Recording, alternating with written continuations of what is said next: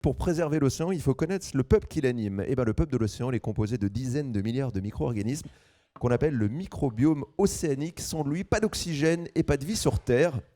On va parler de ça et de plein d'autres choses avec Olivier Lascar, rédacteur en chef du numérique à Sciences et Avenir à la Recherche, que j'invite à me rejoindre tout de suite pour notre nouvelle table ronde. Il va arriver sur scène et puis il sera aux côtés de Christophe Prasuk, qui est ancien chef d'état-major de la Marine, directeur de l'Institut de l'Océan Sorbonne Université. Messieurs, merci de votre capacité d'adaptabilité, puisque ce n'était pas à vous tout de suite, mais là on compte sur vous pour cette table ronde. On peut les applaudir, les jungles invisibles et la nouvelle mission Bougainville. Je vous laisse la parole, Olivier et Christophe. Eh bien, asseyons-nous alors. C'est à vous. Bon, mais pour moi, c'est l'heure normale, non? Il me semblait qu'on commençait à 17h. Exactement. Maintenant, on a eu quelques petits soucis techniques, alors on fait preuve d'adaptabilité et c'est à vous. Voilà. Bon, ben bonjour, bonjour à tous, bonjour à toutes. Je suis Olivier Lascar, journaliste à Sciences et Avenir, la recherche, rédacteur en chef du pôle digital. Je suis très heureux de revenir à la Cité de la Mer que j'ai découvert il y a peu de temps. Je la connaissais de nom évidemment depuis longtemps, mais je l'ai visitée il y a quelques mois et c'est un lieu épatant, plein de sous-marins. Et les sous-marins, c'est un sujet que Christophe Prasuk, mon invité, connaît très très bien. Bonjour Christophe. Bonjour Olivier. Alors merci beaucoup d'être là Christophe. Christophe, tu es amiral, ancien chef, je vais mal le dire, d'état-major. Ancien chef d'état-major. Et tu es le directeur de l'Institut de l'Océan à l'Alliance Sorbonne Université.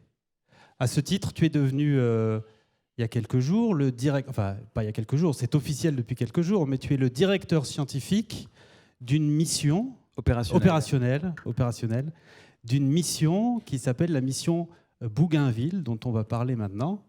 Tu n'es pas le directeur scientifique, puisque le directeur scientifique, c'est Colomban de Vargas, qui est directeur de recherche au CNRS, qui aurait dû être avec nous aujourd'hui et qui, malheureusement, a été retenu par des circonstances familiales. Voilà. Alors, Christophe, tu as la lourde tâche de nous expliquer tout seul quelle est cette mission Bougainville. On pourra revenir dans un second temps sur le nom de cette mission, qui évidemment fait appel à des considérations historiques que tu vas avoir l'occasion de développer. Mais d'abord, cette mission Bougainville, c'est pour, en quelque sorte, voir l'invisible. Oui, la mission Bougainville, c'est une mission qui va faire contribuer à la fois des scientifiques, des marins et des citoyens, en l'occurrence des étudiants. De quoi s'agit-il? Il s'agit d'aller observer la vie invisible des océans. Dans l'océan, on s'est rendu compte qu'il y a le plancton, ce qui dérive avec les courants, et qu'il existe sous une forme microscopique. On le sait depuis assez longtemps, à vrai dire. On a vu avec les satellites, on a vu avec ce qu'on appelle la couleur de l'eau. On sait que quand l'eau est verte, ça veut dire qu'il y a de la chlorophylle, et ça veut dire qu'il y a du vivant sous cette chlorophylle. Et donc on a vu qu'il y avait des endroits où il y avait de la vie et d'autres où il n'y en avait pas. Et puis, beaucoup plus récemment, il y a une dizaine d'années, grâce aux expéditions Tara et grâce aux chercheurs qui ont embarqué sur la golette Tara, des chercheurs du CNRS, de Sorbonne Université, du laboratoire de microbiologie de Heidelberg, européen, on s'est rendu compte que ces forêts sous-marines étaient foisonnantes, étaient constituées d'une diversité extraordinaire d'organismes vivants. Grosso modo, quand on met un seau, on récupère un seau au milieu de ces forêts, en général, il y a entre 10 et 100 milliards d'organismes dans le seau. Voilà, c'est un ordre de grandeur qui est absolument stupéfiant et qui donne à comprendre que ce monde invisible, il est d'une multiplicité extraordinaire. Je crois on a une image qui montre quelques thrombines différentes de ce qu'est le plancton. Je ne sais pas si on va y arriver facilement. Voilà, c'était celle-là. Voilà. Le dernier n'était pas un plancton. Alors tout ça, c'est du plancton. Alors tout ça, c'est du plancton. Bon, alors, il y en a des plus petits, ça va jusqu'à la méduse, vous voyez, qui est quelque chose de beaucoup plus gros. Ce qu'il faut savoir sur ce plancton, c'est que il contribue à l'absorption de 25% du gaz carbonique que nous émettons dans les océans. L'océan est une pompe à carbone. Chaque tonne de CO2 que nous émettons, il y en a environ la moitié qui va dans la forêt, la moitié qui reste dans l'atmosphère, le quart qui va dans les forêts et le quart qui rentre dans l'océan. Et ces bestioles-là, en particulier les plantes, le phytoplancton, absorbent du gaz carbonique et génèrent de l'oxygène, à peu près autant d'oxygène que toutes les forêts de la Terre. Donc tu parles du gaz carbonique qui est dans l'atmosphère, c'est ce fameux gaz à effet de serre. Exactement. Et le plancton en pompe une partie pour faire de la matière organique pour croître et prospérer, quoi, en quelque sorte. Et au passage, il transforme ça en oxygène. Voilà. Et donc, ce que je voulais dire, c'est on a vu l'incroyable variété de ces forêts. On a vu leur complexité. On a vu qu'il y avait des milliards d'organismes. Et avec les expéditions Tara, ça a été vu à peu près dans quelques centaines de points de mesure. Et puis terminé. C'est comme si, voulant étudier la forêt, on allait regarder dans chaque pays une forêt pendant quelques semaines ou quelques jours. Allez, ça y est, on connaît la forêt. On n'a pas une vision dynamique, on a une vision instantanée.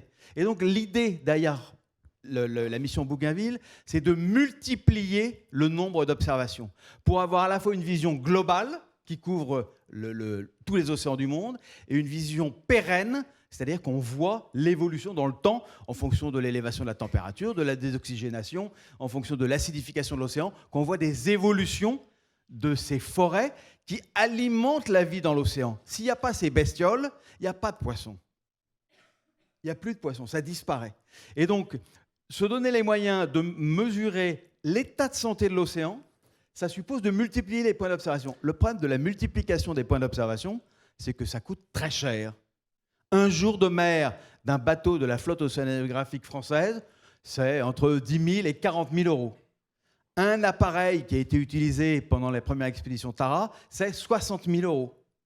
Et donc tout ça, ça ne permet pas de multiplier les observations. Alors vous avez trouvé une formule magique là, avec la mission Bougainville. Exactement, on a trouvé une formule magique qui consiste d'abord à inventer, mettre au point des capteurs, on les appelle frugaux, mais on pourrait dire peu onéreux. On est très dans l'air du temps, là. C'est vraiment... Mais en fait, c'est une nécessité. C'est plus que l'air du temps. Si on veut pouvoir multiplier les observations, il faut que ça ne coûte pas cher. Il faut qu'on ait à la fois des observations de qualité, ça c'est aux scientifiques de le montrer, et à partir de capteurs peu onéreux. On a développé ces capteurs, en particulier avec des universités américaines, l'université du Maine et l'université de Stanford. Voilà, donc on a ces capteurs qui, au lieu de coûter 60 000 euros, coûtent 2 ou 3 000 euros. Ça reste cher, mais c'est... un ordre de grandeur en dessous des capteurs initiaux. Ça, c'est la première chose. La deuxième chose, c'est qu'il faut que ces capteurs soient embarqués par tous les bateaux possibles. Il faudrait qu'on puisse les mettre sur des voiliers, qu'on puisse les mettre sur des cargos, qu'on puisse les mettre sur des pêcheurs, qu'ils contribuent à la récolte de données. Voilà. Et donc, on a décidé de commencer par un partenaire que moi, je connais bien, qui est la Marine nationale. Ah, évidemment, c'est en ta qualité d'ancien chef d'état-major de la Marine que tu as pu établir un pont comme ça avec la Marine nationale pour qu'ils embarquent ces capteurs. Quelle aura été leur réaction quand tu les as abordés là-dessus? En fait, ils ont été enthousiastes dès le départ. Là, vous voyez sur la photo les capteurs, ces boîtes à chaussures. Là. En fait, dans ces boîtes à chaussures, il y a des réseaux de neurones, des caméras, des pompes péristaltiques, etc., qui permettent de faire défiler devant un dispositif optique un flux de bestioles, de plancton, et ça permet de les compter et de les identifier automatiquement. Et puis là, ça permet de faire des analyses ADN ultérieures. Voilà.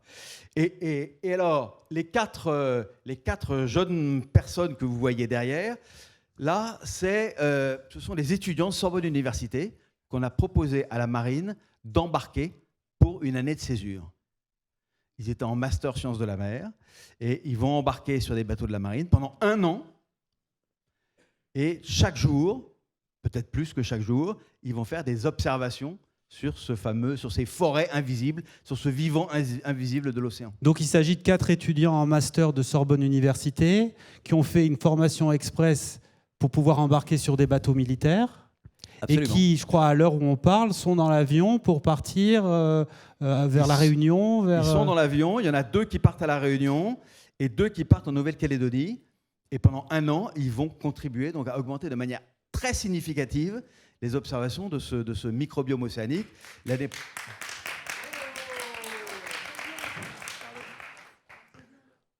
C'est une bouffée d'enthousiasme, comme il y a des blooms de plancton, en raison de ce projet qui effectivement a fédéré différents enthousiasmes, puisque la Marine nationale y a vu son intérêt, parce que finalement, quand on est marin et qu'on navigue sur les 4 coins du globe, on n'a peut-être pas la conscience de tout ce monde invisible qui vit sous la coque. Moi, j'ai été marin pendant 40 ans, et quand on était à la passerelle du bateau, on nous demandait d'observer ce qui se passait à l'extérieur, pour des relevés météo, etc. Quelle est la hauteur des vagues, quelle est la période des vagues, d'où viennent les vagues, d'où vient la houle. Et on voit très bien que quand on s'intéresse à son environnement, on développe son sens marin, on devient meilleur marin. Et donc là, quand nos étudiants, chaque jour, rendront compte de leurs observations, voilà les bestioles qu'on trouve aujourd'hui. Voilà, elles ont changé entre aujourd'hui et hier. Elles ont changé par rapport à la dernière fois où on est passé à Glorieuse ou au large de Wallis et Futuna. Ça veut dire que les conditions d'environnement ont changé. Est-ce que c'est parce qu'il fait plus chaud? Est-ce qu'il y a plus de vent, etc. Et donc, les marins vont découvrir un monde. Les essais qu'on a déjà fait à Brest montrent que les gens sont fascinés par à la fois la beauté de ce qu'ils voient, et puis ils se rendent compte que sous la coque, à quelques centimètres d'eux, quelque chose qui était totalement hors de leur imagination, il y a des milliards d'organismes vivants qui contribuent à notre climat, qui contribuent à la préservation, à la limite du dérèglement climatique. Et ça, c'est vraiment une expérience importante et forte. La mission Bougainville, elle est partie pour combien de temps là? Ça représente combien d'années? Alors j'espère qu'elle est partie pour un siècle. Mais on va faire une haie après l'autre, et pour l'instant, on est parti pour 2 ans avec la Marine nationale, et on verra en fonction des résultats. D'abord, l'année prochaine, on fera, au lieu d'avoir 4 jeunes étudiants, on en aura 6. Et puis ensuite, après, mon objectif, c'est de s'étendre vers des armateurs, vers le monde de la pêche, vers le monde de l'aquaculture, vers le monde, tous les marins, tous les citizens SEA, tous les citoyens de la mer qui pourront contribuer à cette collecte d'observation pérenne et globale. Quel intérêt pourrait-il y trouver au-delà de la pure curiosité intellectuelle et scientifique? Pourquoi est-ce qu'un pêcheur irait se coltiner un petit boîtier à mettre sous sa coque pour analyser le plancton? Parce que c'est un bon indicateur de la biodiversité. Parce que s'il n'y a pas ce plancton, il n'y a pas de poisson. Et s'il n'y a pas de poisson, c'est peut-être pas la peine de pêcher. Donc peut-être qu'on va découvrir quelque chose qui aujourd'hui est mal connu, c'est des corrélations entre une vie halieutique et une vie planctonique. Aujourd'hui, on l'ignore complètement. Par exemple, aujourd'hui, ce type d'observations, elles sont très utiles dans les usines de désalinisation. Dans les usines de désalinisation d'eau de mer, ils sont intéressés par la qualité biologique de l'eau pour savoir s'il y a des micro-organismes qui vont saturer leur filtre. Et si jamais il y a un bloom au large, à ce moment-là, ils peuvent arrêter leur pompe pour éviter de mettre en danger leurs installations. Alors, on est dans une démarche très science participative avec un programme comme celui-là. Hein. Je parlais d'Air du temps tout à l'heure. Faire participer le citoyen là pour le coup CI, lui faire mettre la main à la pâte, vous êtes complètement sur cette longueur d'onde. Oui, on est sur cette longueur d'onde et en même temps, on est sur le front de découverte sur le fonctionnement du vivant dans les océans. On est sur le front d'une recherche fondamentale sur la manière dont les choses sont organisées à l'intérieur de l'océan, dont le vivant est organisé à l'intérieur de l'océan. Et d'ailleurs, d'un point de vue scientifique, il n'est pas simplement, entre guillemets, question de faire une typologie de ce plancton, de ce microbiome. Vous allez aussi expertiser certaines questions scientifiques, notamment, je crois, l'influence des îles. Oui, alors, pour avancer, il faut se poser certaines questions. Et une des premières questions qu'on s'est posées, qui se sont posées, c'est de se dire, il semble, vu depuis un satellite, que sous le vent d'une île, il y a une activité biologique qui est particulièrement importante et qu'en fonction des régimes de vent, tout d'un coup, à cause du ruissellement de la pluie qui a amené des nutriments dans la mer, tout d'un coup, il y a une efflorescence particulière sous le vent de l'île, et qu'après, elle peut se détacher et voyager dans l'océan, dans les structures dites méso-échelles. Voilà. Donc c'est une des premières choses qu'on veut essayer de voir avec des analyses, essayer de coupler des images satellites et les observations qu'on fera depuis les bateaux de la Marine nationale. Alors, cette mission, vous l'avez nommée Bougainville. Évidemment, c'est une référence à l'histoire, mais vous l'avez fait sciemment, puisque à l'époque de Bougainville, l'océan était à découvrir. Et finalement, il l'est encore aujourd'hui. C'est le paradoxe de notre temps. Oui, on l'appelait Bougainville pour deux raisons principales. D'abord en raison de l'homme, Bougainville, et puis en raison de l'époque de Bougainville, qui sont deux choses marquantes. Bougainville, c'est l'homme qui a déclaré « Je confie ma renommée à une fleur ». Alors on va le voir là tout à l'heure, on l'a pris pour un plancton là, mais il va revenir Bougainville. Bougainville, c'est une naissance en 1729, hein, c'est ça. 1729. Alors il n'est pas du tout marin à la base, hein, c'est un parigot. Bougainville, c'est un peu un mélange de D'Artagnan et de Cédric Villani. Ah. Attention, il va monter sur scène avec un mousquet. Quand il a 20 ans, il s'engage dans les Mousquetaires Noirs. C'est quoi les Mousquetaires Noirs ? C'est un régiment des héritiers des mousquetaires, voilà, où les troupes dans lesquelles D'Artagnan voulait rentrer. Donc il est mousquetaire noir à 21 ans, et 2 ans après, il publie un recueil sur le calcul intégral. Et son recueil sur le calcul intégral, il n'en fait pas une médaille Fields, mais il en fait suffisamment pour que l'Académie royale de Londres l'invite à Londres pour venir expliquer son sujet. Et de manière générale, Bougainville, c'est quelqu'un qui sera partagé entre le désir d'action et l'intérêt pour les sciences. Voilà. Et en fait, quand je dis il a déclaré je confie ma renommée à une fleur, la fleur, c'est le bougainvillier.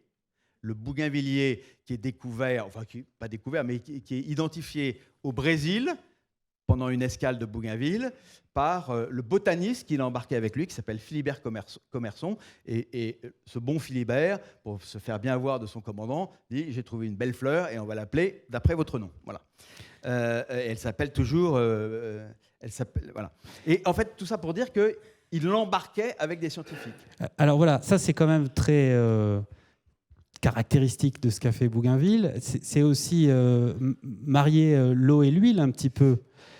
Pendant la présentation, il y a quelques jours, qui a fait le lancement de cette mission Bougainville, il y a eu une conférence de presse qui était diffusée en direct sur YouTube, qui a été relayée par Science et Avenir. Et Colambin citait une phrase de Louis-Antoine, c'était de Bougainville, qui disait à propos des scientifiques, il en parlait en des termes très peu amènes, en disant des personnages diaboliques qui usent de ma patience. Exactement. Donc Bougainville, une fois qu'il est mousquetaire noir, une fois qu'il a écrit sur le calcul infinitésimal, il part au Canada, il fait la guerre contre les Anglais, probablement contre James Cook. Sous les remparts de Québec. Et puis une fois que le Canada tombe, après la guerre de 7 ans, il décide de partir dans l'Atlantique Sud, parce qu'à force de faire des allers-retours entre le Canada et la France, il est devenu marin. D'ailleurs, il est devenu Iroquois également. Les Iroquois l'ont adopté et l'ont appelé Grand Ciel en Kourou. Incroyable. Ce qui montre qu'il n'avait pas un caractère très facile, le père Bougainville, tous les jours. Mais donc, il part dans l'Atlantique Sud avec son idée et il y est d'y installer les Canadiens français qui ont été chassés par les Anglais. Et donc, il était colonel, iroquois, mathématicien, il devient diplomate, marin et explorateur de l'Atlantique Sud. Et il a 35 ans quand, sur ses faits d'armes, on décide de lui confier le premier tour du monde fait par un Français. On est 250 ans après Magellan quand même. Hein. Mais je crois qu'il avait été très, comment dirais-je, influencé par la rencontre qu'il avait faite avec l'anglais qui avait fait le tour du monde. C'est Drake, je crois, non? Hanson. Hanson. Quand il passe à Londres, il rencontre l'amiral Hanson, qui est le deuxième anglais à avoir fait le tour du monde, plus d'un siècle après Francis Drake, et qui écrit un livre d'ailleurs qu'on peut lire, qui est passionnant, qui raconte son périple. Et donc il sera influencé par Hanson. Il part faire son tour du monde, et dans son tour du monde, il emmène un botaniste, Philibert Commerson, et l'aide de ce botaniste qui se révélera être une femme, Jeanne Barret, mais ils le découvriront des mois plus tard. Jeanne Barret, c'est la première femme à avoir fait le tour du monde. Il embarque un astronome, il embarque un cartographe, et le but est donc d'explorer notamment l'océan Pacifique, qui est très mal connu. Alors tu as parlé de cartographe. La cartographie et l'art de la cartographie, c'est peut-être la grande affaire de l'époque de Bougainville. Alors, quand Bougainville revient, il est immensément célèbre. D'abord parce qu'il est le premier Français à avoir fait le tour du monde. Ensuite parce que, comme Hanson, il en fait un bouquin, il en fait un best-seller. Et il en fait un best-seller parce qu'en particulier, il parle de Tahiti. Et il parle des mœurs tahitiennes qui réveillent tous les fantasmes des Français de l'époque. Diderot écrira un supplément au voyage de Bougainville, qui est un véritable brûlot sur ces questions-là. Et puis parce que donc il a initié l'embarquement de scientifiques. Et à cette époque-là, avec Bougainville, avec Wallis, qui l'a précédé de quelques mois, puis plus tard avec James Cook, puis plus tard avec également La Pérouse, l'ambition est de décrire le monde. Pas d'écrire les abysses, comme c'est notre ambition aujourd'hui, mais d'écrire les côtes des océans. Aujourd'hui, on en est à la découverte verticale. À l'époque, c'est horizontal. C'est la découverte horizontale. Il y a des endroits qu'on ne connaît pas du tout. Par exemple, le nord du Pacifique, l'Alaska, le Canada, du côté russe, tout ça, on connaît très mal. On connaît très mal également le sud des océans. On est persuadé à cette époque qu'il y a tellement de continents dans l'hémisphère nord que pour équilibrer ces continents dans l'hémisphère nord, il faut qu'il y ait un continent dans l'hémisphère sud. Et donc, on pense qu'il y a des latitudes modérées, moyennes, 30-40 degrés, il y a un continent quelque part. Et c'est James Cook qui ira jusqu'en Antarctique, qui est capable de dire « non, il n'y a rien ». Et puis, dans l'océan Pacifique, c'est le mystère. En fait, on n'arrive pas à positionner les îles correctement. Par exemple, Tahiti. Tahiti est découvert au XVIe siècle par un Espagnol qui s'appelle Queiroz. Et pendant 2 siècles, après son passage, les Tahitiens ne verront plus jamais un bateau européen. L'île a disparu. Elle a disparu et c'est Wallis, puis Bougainville, puis Cook qui, coup sur coup, reviendront sur l'île. Ah, c'est formidable, tu parles d'îles fantômes. Des îles fantômes, des îles qui se déplacent, des îles qu'on croit avoir vues. Et le problème principal, c'est le problème de la longitude. La longitude. La latitude. On connaît la latitude, on ne connaît pas la longitude. Alors pourquoi la latitude, c'est si facile? C'est l'étoile polaire? C'est facile. Alors si on prend simplement dans l'hémisphère nord, vous regardez l'étoile polaire, hein, par rapport à la Grande Ourse, on arrive à positionner l'étoile polaire. Vous prenez un rapporteur, vous mesurez la hauteur de l'étoile polaire par rapport à l'horizon. Si l'étoile polaire est juste au-dessus de votre tête, à 90 degrés, vous êtes au pôle Nord. Si l'étoile polaire est à 0 degré, elle est sur l'horizon, vous êtes à l'équateur. Si vous êtes à Cherbourg, normalement, vous devez la trouver à 49 degrés d'élévation. Bon, alors tout le monde sort ses rapporteurs là ce soir. Voilà, ou un sextant. Ça, c'est pour la latitude. Pour la longitude, beaucoup plus difficile. La longitude, si je quitte Cherbourg et que je vais vers l'ouest, je sais que le soleil se lèvera plus tard et se couchera plus tard. Si j'arrive à mesurer cette différence de temps entre le lever du soleil à Cherbourg et le lever du soleil là où je suis, j'ai la longitude, à raison de 15 degrés par heure. À l'époque, Newton, Leibniz se sont intéressés au sujet et ils ont vu que c'était vraiment l'enfance de l'art. Voilà. Mais en vérité, la complexité, c'est sa traduction pratique. Comment, quand je quitte Cherbourg, je peux garder l'heure de Cherbourg dans ma poche? Comment est-ce que je peux faire le tour du monde en gardant l'heure de Cherbourg précisément dans ma poche? Impossible de partir avec une seule montre. Si elle se détraque, c'est foutu. En fait, à l'époque, les montres n'arrivaient pas à garder l'heure parce qu'il y a du roulis, il y a du tangage, il y a de l'humidité, il fait chaud, il fait froid, les ressorts deviennent plus petits, les tiges deviennent plus longues, les balanciers n'indiquent plus les mêmes secondes. Donc, c'est impossible. À tel point que, au début du XVIIIe siècle, le Parlement britannique offre l'équivalent d'1 million de dollars à celui qui est capable de créer une montre qui dérivera de moins de 2 minutes en traversant l'Atlantique. C'est les prix Google d'aujourd'hui, quoi. Exactement. Voilà. Et celui qui va résoudre le problème, c'est à cette époque-là, à la fin du XVIIIe siècle, quand on va réussir à cartographier l'ensemble des îles, des zones habitables en France, quand on va réussir à positionner, dans le monde plutôt, positionner toutes les îles du Pacifique, découvrir le détroit de Bering, reconnaître l'Antarctique, etc., c'est un self-made man, c'est un autodidacte. Un autodidacte, un monsieur qui s'appelle Harrison, qui est un Anglais, et qui invente une montre qui est capable de conserver l'heure de Cherbourg ou de Greenwich ou de Bristol en traversant l'Atlantique. Voilà.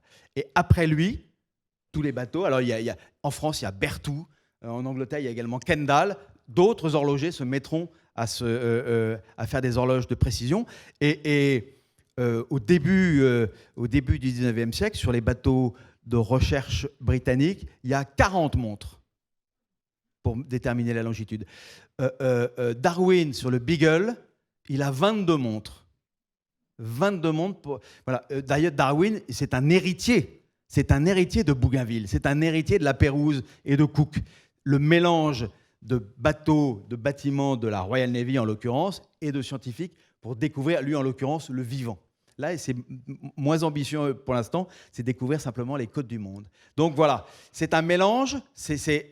Donc, dans la réussite de Bougainville, dans l'ambition de Bougainville, il y a l'alliance de marins et de scientifiques, et il y a à cette époque-là une découverte technologique, pas fondamentale, ce n'est pas de la science fondamentale, mais une technologie de base sur la détermination de la longitude et les montres. Aujourd'hui, l'équivalent, je dirais, c'est l'invention des séquençages ADN massifs et puis l'intelligence artificielle appliquée à la reconnaissance des organismes marins. Les séquences ADN massifs, c'est parce que dans un échantillon d'eau qu'on va prendre sous le bateau, comme ceux dont tu parlais tout à l'heure, on est capable de retracer les ADN de tous les animaux qui y vivent, parce qu'ils sont tout petits, ou qui y sont passés.